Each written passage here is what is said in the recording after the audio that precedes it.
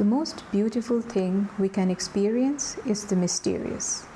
It is the source of all true art and all science. Albert Einstein. Hi, it's Idee, and today let's explore and talk about the science behind animal communication. There was a time when, if you had told me about animal communication and that we could listen to our cats and dogs and understand what they have to tell us, I would have laughed. I would have said, surely you must be joking. I was a skeptic, I was a non-believer. But then, stuff happened. Tragedy happened. And in that desperate search for answers, someone pointed me to animal communication. Life was never the same after that. I went on to study animal communication, and here I am talking about science and animal communication.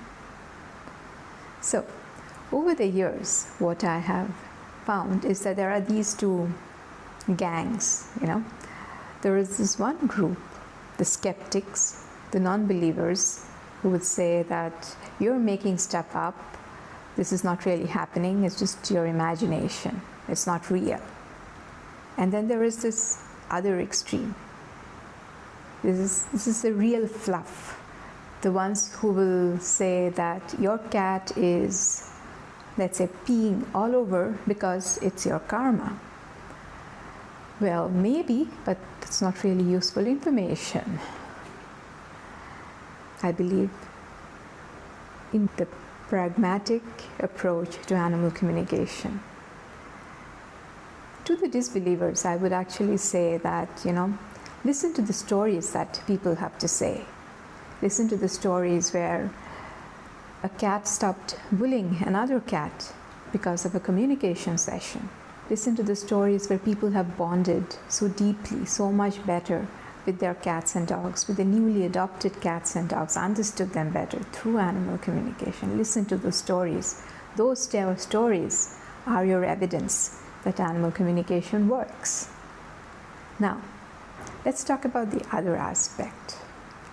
To the ones who dismiss science. And for them, I have this story. This is one of my favorite stories on telepathy. This is about a man named Dr. Edgar Mitchell.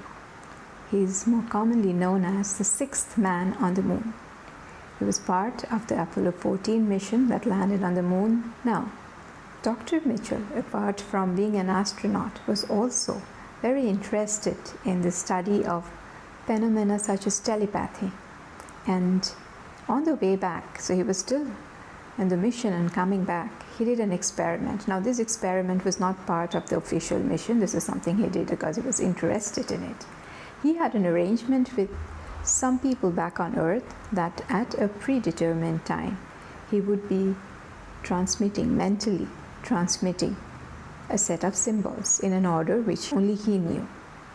And the people on Earth at that predetermined time would make a note of the symbols that they were receiving telepathically. So now the mission is done, everything complete. Dr. Mitchell meets up with his group and they compare notes. And the amount of accuracy they found in the information, the symbols which the people had received, was such astonishing that Dr. Mitchell actually went on to investigate this further. He studied this further. This became his new passion, and he founded the Institute of Noetic Sciences, which is now one of the pioneers and the leaders in the field of study of phenomena such as telepathy, intuition, non-local phenomena, noetic phenomena. And they have an amazing website with a lot of publications that you can look up.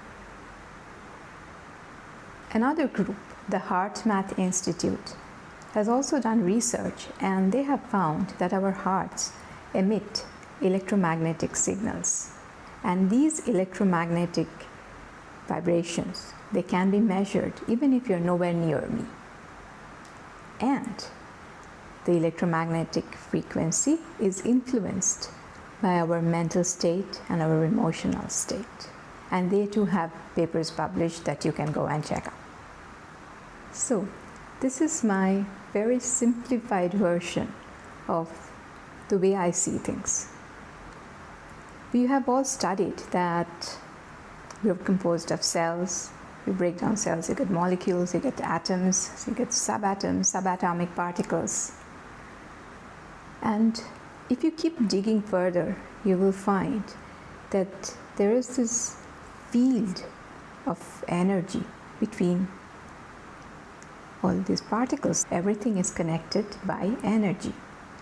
Our atoms, subatomic particles, everything connected by this field of energy.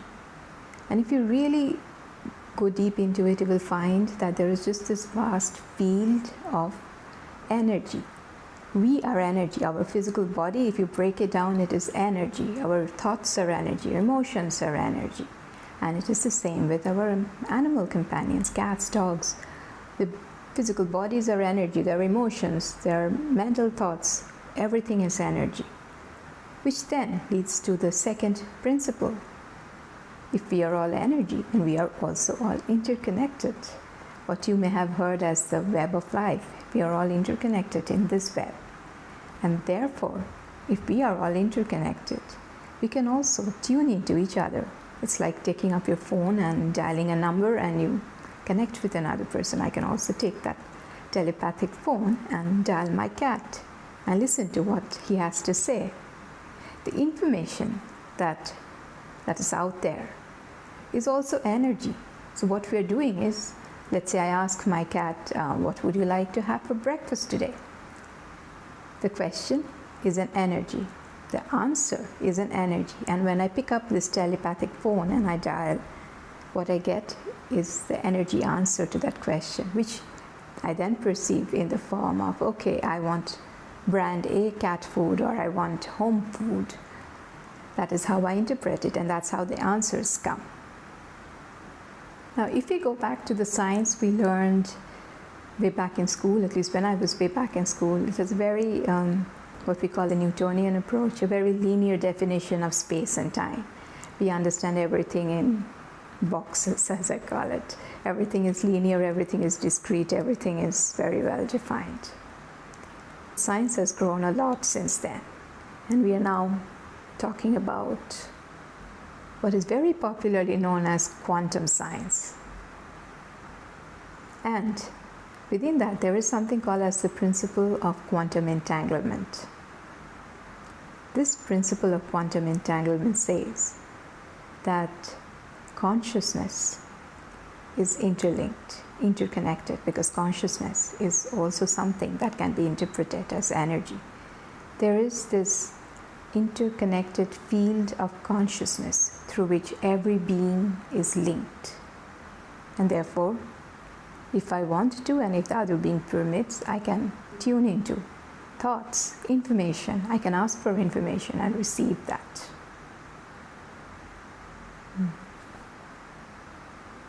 When I was young, maybe 10 or 11 years, what I watched on television was very strictly monitored. One of the things which I was permitted to watch was this TV series called Cosmos.